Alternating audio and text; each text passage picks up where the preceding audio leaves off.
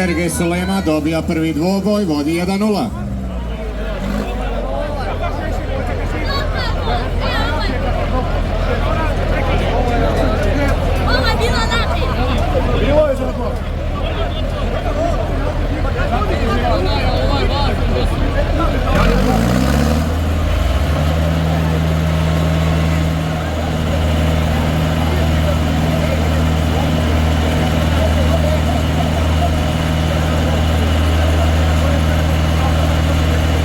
Kreće.